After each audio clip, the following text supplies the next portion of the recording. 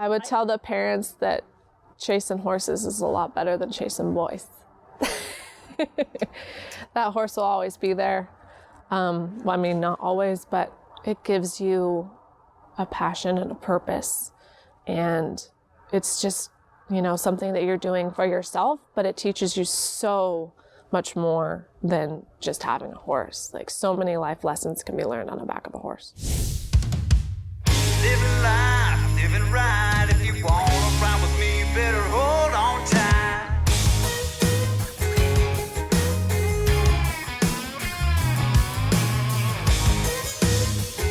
All right. The forecast is calling for wild rides. The forecast is calling for the wild rides.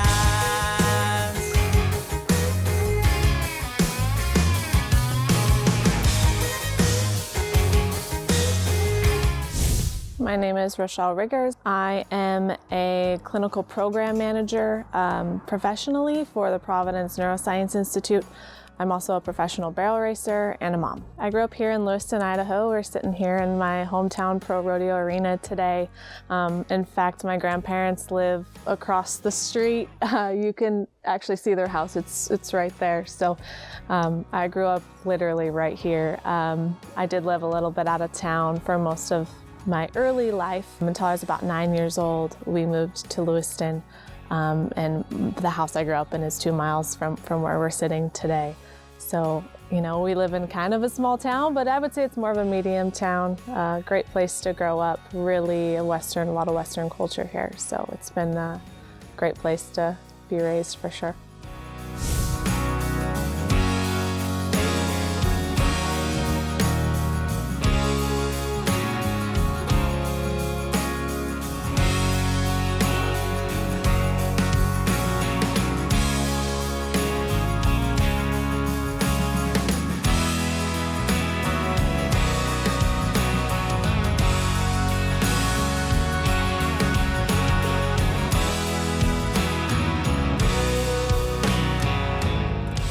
I grew up riding horses from the time I was a little girl. My mom rode with me, I think, when she was pregnant until probably she was 8 months pregnant. As soon as I was born, I was in a backpack on her back riding trails and colts, and she'll tell some pretty funny stories about maybe wishing she didn't have me on her back for certain situations. I started riding probably before I can even remember, but officially barrel racing when I was 4 years old on a horse we called Brandy that we actually raised and sold, and my grandma got back out of a pasture for me. And I don't think I ever went very slow. It was pretty fast from day one. I really feel, you know, like it is in my blood. I'm a 4th generation barrel racer. My grandma started it all, you know, from the time she was a little girl. They were riding horses in the field bareback, jumping hay and cricks and everything else. She'll talk about stories with her brothers, and you know, she was this tiny little girl and she had to keep up with the boys. So definitely a lot of fearlessness in her blood, passing on down to my mom, who, I mean, she tells stories about being a little girl and she couldn't saddle her horse. Until she could saddle her horse, she couldn't go ride along the road down to the fields. So she would work tirelessly just to get on bareback and ride at home, and then she found a way to just saddle her horse herself so she could go out and ride in the fields. And then for me, I think that, you know, I was probably a little bit more protected than my mom or my grandma was, just kind of a generational thing. But still, my mom to this day will talk about, wow, I can't even believe that I put you on that horse at such a young age. We had a horse named Marilyn, and she was a pistol. And I mean, I just rode her. There's stories I can remember about getting bucked off in the field as a little girl. But you just got to get back on, because if you're not doing it, you're walking home. So you got to be fearless to do what we do. And my daughter, she's way more fearless than me even. Like, my mom will say that she will do more than even I would do. I was a little more reserved, I would say, but I think I thought about things a little more, and she's been going fast as she can since she was about 3 years old, even younger. I think a lot of it too, you see everyone going and doing their best, and I think really as a kid, like finding a child a good horse to learn on that will grow with them is just so important, and instilling that confidence in them at a young age. There's nothing more American. The crack of a .22, the ring of steel, putting your name on the leaderboard, and food on the table. CCI makes it happen. The best rimfire loads in every category. Made in the USA since 1951 by the leader in rimfire ammunition. Over 600 games to play and win, now open to age 18 and above. Delicious dining at Kikit Restaurant, drinks and the big games in the Stadium Sports Bar, and a restful night in our beautiful lodge, the Clearwater River Casino and Lodge. Play, stay, get away. I went to school, graduated here from Lewiston, graduated valedictorian of my class here in 2010, and went on to college. I started at Lewis Clark State College here in Lewiston, and then transferred up to Washington State University about 3 years into the program to finish out my education there. I graduated with 2 bachelor's degrees in bioengineering and neuroscience, and it was hard. I had my daughter when I was 20 years old, in the middle of college, and there's nothing like that. You know, I tell people, like, being pregnant, morning sickness, and having to go to Calc 2 at 7:30 in the morning was rough in the snow walking to class, but I just kept showing up, and one step at a time, one day at a time. When you grow up on a farm with horses, like, you see things that people don't see. You see your best friend get hit by a truck, or as talking about your dog, you see your horses struggle with injuries, things you can't control, colic. It's such a problem. I mean, I watched multiple horses pass away just from a twisted gut. And you learn to deal with really hard things at a young age, and loss, and how to push through and move through that. My mom is a nurse, kind of propelled me towards the healthcare. My dad had cancer when I was a little girl, and I sat many hours in radiology and chemo appointments, and even in the hospital after a surgery. So I'd kind of been engulfed in that community as well. So I knew that I wanted to do something that was impactful. That was really big for me. And when I learned about bioengineering and how it's really modeling body systems to create healthcare solutions, it just was the only thing that sounded interesting. There's nothing else that sounded cooler than that.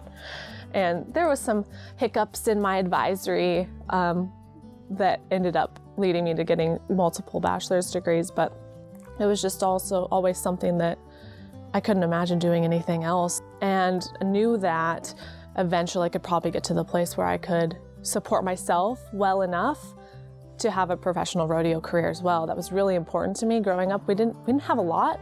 We always had good horses, but we didn't have much more than that. So I wanted to be able to go and run and not have to worry about the money. After I left college, I went and moved away from home for 5 years. I got a good job at Oregon Health and Science University in Portland. It was really cool. They created a position for me. I worked in more like cancer research and microbiology. It was a great role. I actually was considering more so going down the clinical path at that point. I didn't have my horses. I wasn't even riding. This is probably 2017, 2018 at this point, and then I came across, actually, it's kind of funny how little things happen and little connections are made. I met a lady at a Christmas party who told me about Providence and the work that I'm doing now, and I just thought, well, that's what I'm supposed to do. Like, I didn't even know this kind of a job existed. I took the job with Providence, and it propelled me up enough financially that I was able to buy a house and bring some horses to Oregon and start riding again, which was huge, because that was the goal. And I just, where I was working in research, couldn't see it. But once that all came together, I knew that I could do it again. And at the time, the horse, my main horse, Magic, he was so green. Like, I had never even ridden him. My mom had been training and bringing him along slowly, and she brought him over to me in August And I started just riding him a little bit here and there. He hadn't really ran barrels. I think he ran barrels like once here, a couple at the 49ers, another arena down the road. And she's like, I think this horse has it. You need to start riding him. It was all COVID year. We'd been home a lot. My daughter was homeschooled. And we said, well, maybe we should go to Arizona. You know, Ezra's my daughter. She doesn't have school. She has virtual classes. I don't have to homeschool her too. I've got this horse that is running pretty good. I've got another one. Let's just go to Arizona and have fun and see what all the hype's about. And so we went down there and took him, and you know, he had some kinks to work out, but the first run I made on him, we went to Buckeye course, and he shook his head at the second barrel and ran a 17.9. And I was like, okay, this horse has something. We kept kind of tweaking things along, and by the time we left Arizona, he was running 17.2s in a matter of 2 months. And at that point, my mom said, I think you need to buy your permit. You know, like, let's just go see how it is. And I did, and I filled my permit in the first barrel race I entered him at. Keith Maddox was a huge inspiration in my life. He was probably the most positive person that I ever met. When we were ever faced with a challenge and anything, he would say, don't worry about it, ain't nothing but a thing. We're wanting to keep his memory and his legacy alive, so that's what that stands for, positive times. We choose to look at everything that we do through a positive lens, not a negative lens.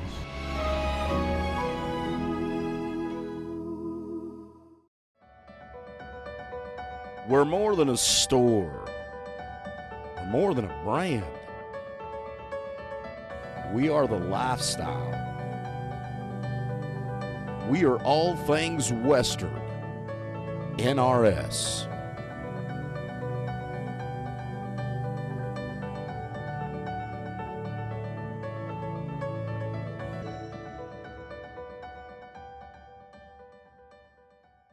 Magic was 8 years old.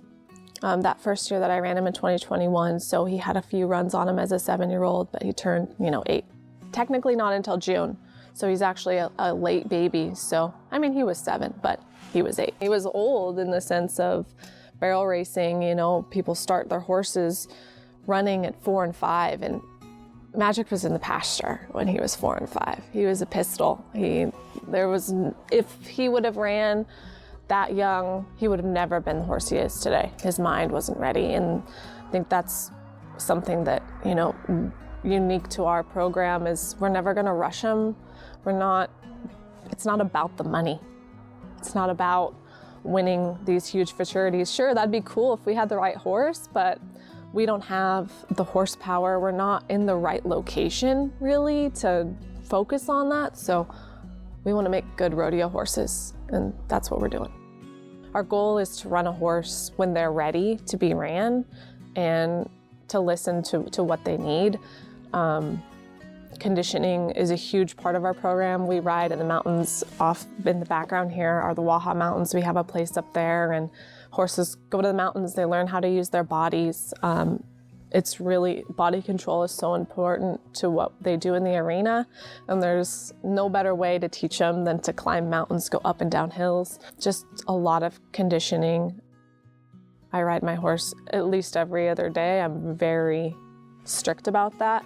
I know some people are like, oh, I ride every day, but we work hard when we ride. Like recovery is really important as well. So just working them and understanding kind of their endurance and their feel. Every horse is so different. Even I have my horses, I get on them, and to me, they even walk different. I can feel the difference in horses immediately. We try to pay a lot of attention to that. And, my mom is really the trainer. I mean, I can train horses. I have trained horses from the ground up, but my time with working full-time, rodeoing full-time, and being a mom and homeschooling half a year is pretty limited. And so my mom has always just brought these horses up, nice and slow, whatever they needed. Some horses don't need to be slow. Magic's little brother, Mighty, he got hurt when he was young, but he was running barrels 3 months after we started him because he was ready for it. But she's put such a good hand and start on them. Every horse of her I get on, and riding behind her so much of my life that I ride so much like her, it's pretty easy for me to jump on and start running them and working them. So it's a team effort. I would never have the horses I had if I didn't have my mom, because we couldn't go buy them. Like my grandma says, like, we go to the sale yard and buy a $100 horse and we had to make him a champion. But they feel that energy too, I think. Like, you have to, like, they know you want to win.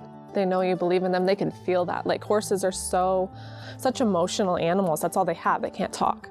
So they can feel so much, and that, like, confidence you have to instill in them. When I started running Magic, he needed that. Like, I had to talk to him. I would talk sentences to him when we were running, and he would listen, like, all the way into a turn. I'd be like, keep going, you got it a little bit further, okay. Like, we gotta run out this gate. And he's so funny. Like, I swear he knew exactly what I was saying. They're not all like that, but, you know, it's so fun to learn the different things that they need and little tweaks and adjustments to help them succeed. Most of my life I did stay here in the Northwest because it is very expensive to travel, and you have to have that flexibility. With my job that I have, I work virtually, so every day, you know, I'm scheduling around when I have meetings and when I can drive.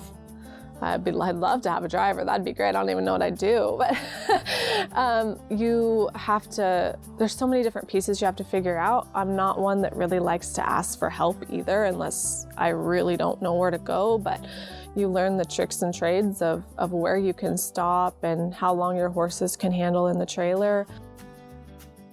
That first time we went to Arizona, I feel like that kind of broke me in and made it so it wasn't such a big endeavor to venture out of the Northwest, where you know everything. Not everything, but you know where things are. And the cool part about the Northwest is everywhere is open pretty much. You can stay just about any little rodeo grounds, and that gets a little different as you travel to different states from state to state. Texas last year was pretty eye-opening. I got to go to about half the winter rodeos last year, and it's a different ball game. Like, it is crazy. It's fun, you know, those big winter indoor rodeos, there's so many people, and I mean, the fashion and the crowd that it brings in, like, it's just walking around those rodeos just feels different than an outdoor rodeo. I've had lots of troubles. My first year, blew head gaskets in the truck, so I had to invest in a truck that year. The next year, I had axle trouble on my trailer, and because of COVID, everything was delayed.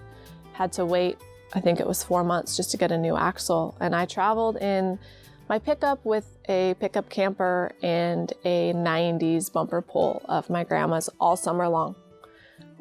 It was the Ruffy Team Roper Special. But it worked, and it got me down the road, and I don't care what I look like pulling into the rodeo as long as I got pretty horses in the back. Pendleton is a whole nother ball game.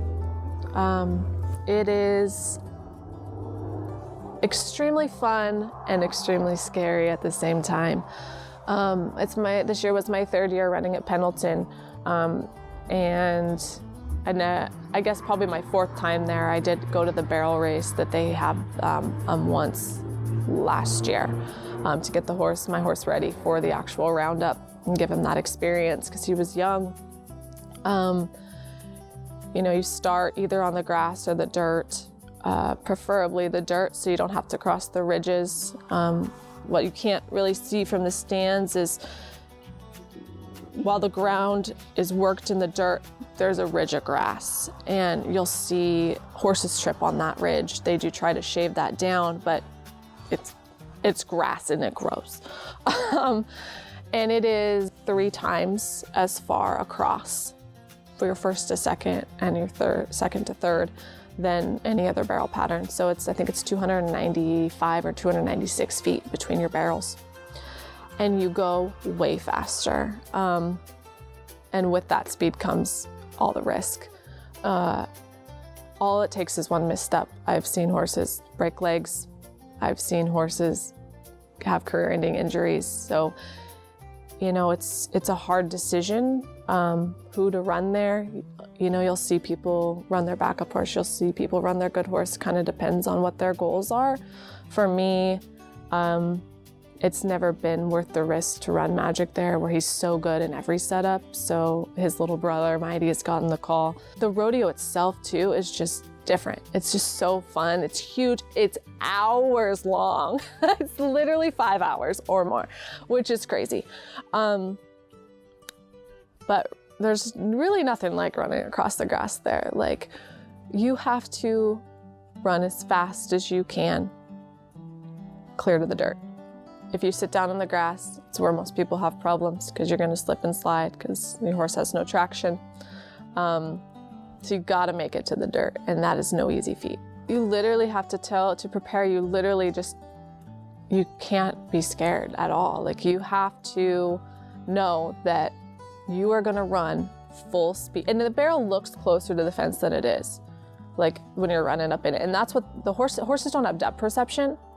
And so for them, it's hard to judge. And so you really have to have a horse that listens to you and trusts you, because you are running. I mean, I clocked my horse. I didn't carry my phone this year, but last year, 36 miles an hour. Like, it is very fast that you're running across there, and they have to trust you to sit down when they have to trust you know that you're going to let them turn. They can't even really see the barrel. They're just running free. You even just sitting in the dirt in the finals, for me, like, I sat when I got to the dirt, and that was actually too early for my horse, which sounds crazy, but they're such athletes, and they know how to use their bodies so much that they know they're supposed to turn that barrel. So when they're going that fast, they hit the brakes hard because they're not used to running that. It's so much faster than what you go on a regular pattern. They just can't even get up that speed. They just don't have the distance to do it. So you just got to hold your breath if you need to. Not really, because then you'll really be breathing when you're done, but just be brave and push him all the way across there. I carried a whip this year instead of having to kick his guts out the whole way, to help just encourage him to keep moving forward, because they're looking for it. They're looking for where they're going to turn the whole time. Yeah, I do ride in a lot of fields. I do a lot of sprint work before Pendleton. I do half-mile sprints every other day, usually 2, if not 3, to really get their wind built up. It's a little, like, sometimes I'll set up a pattern out in the field if I have a field that's worked up and will work for it. But it's honestly different even running it in a field than it is running it in Pendleton, because it's wide open and you have walls in Pendleton. And those walls make a big difference. Like, a horse will run so free in a field with no wall behind him. But running into the field, a crowd shoots, whatever, like, they're ready to turn more so. But it is good. Like, this year I set up a pattern once, just to get him stretched out and remember, like, hey, when you come out of that barrel, you got to hit it hard and for a long ways. And I swear he knew. It was crazy. The first time I worked him out in the field, I was like, this horse remembers, which I thought's cool. Another thing that I like to do is set up barrels at opposite ends of an arena, like a long arena, and run my first barrel, up the short side of the arena and then onto a second, because your second barrel is the hardest one. The third barrel it's not as bad. They can see it. It's kind of elevated and up on the hill, and there's not a crowd. It's just not as intimidating as the second barrel in Pendleton. So the third, they can get around. But I think it's more so just getting that horse getting them used to running longer. Because, we run in tiny little 15, 14-second courses too. And they aren't running very much there. A couple 16, 17-hand horse, that's only a couple strides, and they're flat sprinting across that pattern. I sold my house, actually, to rodeo, buy a trailer and now a horse so I can be set up. Qualifying to make all the winter rodeos this year. I feel like next year's my year. I have to really commit. If I'm going to make the NFR, next year is my best chance. So I'm setting myself up for that right now. And, eventually I'd like to buy another house and set myself up for a nice winter training facility in Arizona. I don't like the cold. It's just, I've gotten a little spoiled being able to travel away from it and work virtually in rodeo, and kind of figuring out what's important to me and where I'm the happiest, and that's in the sunshine for sure. So hopefully in 5 years I'll have that project set up and completed, and I'm not in a rush to do it, but start with some land and build up from there. And you know, in 5 years I'm gonna have some new baby horses that are gonna be ready to hit the road. So you know, it'd be fun to maybe dip my toes in the futurity world then if they're ready, but if not, it's fine with me.